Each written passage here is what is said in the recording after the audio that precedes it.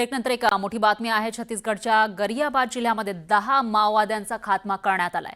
CC सदस्य मनोज उर्फ modem बालकृष्णासह 10 माओवाद्यांना कंठस्नान घालण्यात आलं आहे। माओवादी चळवळीला धक्का मानला जातोय, तर सुरक्षा दलाकडून सर्च ऑपरेशन अजूनही सुरू असल्याची माहिती समोर येते आणि जे माओवादी आहेत त्यांना संपवण्याचा एक प्रकारे मिशन हाती घेतलेला आहे सुरक्षा दलांनी। आतापर्यंत मोठ्या संख्येने माओवाद्यांचा खात्मा केला जातोय। बरेचसे माओवादी आत्मसमर्पण करताना दिसत आहेत आणि अशामध्येच आणखी एक मिशन छत्तीसगडच्या गरियाबाद जिल्ह्यामध्ये राबवण्यात आलं आणि यावेळेला 10 माओवाद्यांचा खात्मा झाला। सीसी सदस्य मनोज उर्फ मॉडेम बालकृष्णासह 10 माओवाद्यांना कंठस्नान घातलंय, तर माओवादी चळवळीला हा धक्का मानला जातोय आणि अजूनही सुरक्षा दलाकडून या परिसरामध्ये सर्च ऑपरेशन सुरू असल्याची माहिती आहे। याविषयी अधिक माहितीसाठी आपले प्रतिनिधी प्रशांत लीला रामदास हे आपल्यासोबत जोडले गेले आहेत। प्रशांत, काय सांगाल, कशा पद्धतीने हे ऑपरेशन राबवलं जात आहे?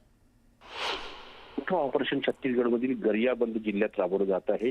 यामध्ये सुरक्षा दलाला एक मोठं यश मिळालेलं आहे। त्यामध्ये सीसी सदस्य ज्याला केंद्रीय समिती सदस्य समजलं जातं मनोज उर्फ मॉडेम बालकृष्णासह 10 नक्षलवाद्यांचा खात्मा करण्यात आलेला आहे। या कारवाईमुळे नक्षल चळवळीला धक्का बसला असून संपूर्ण राज्यामध्ये सध्या सुरक्षा दलाच्या वतीनं सर्च ऑपरेशन राबवलं जात आहे। महत्वाचं म्हणजे छत्तीसगड पोलीस आणि सीआरपीएफ आणि सोबतच हे जे कमांडोज आहे यांच्या माध्यमातून छत्तीसगड कमांडोच्या माध्यमातून ही कारवाई केली जाते।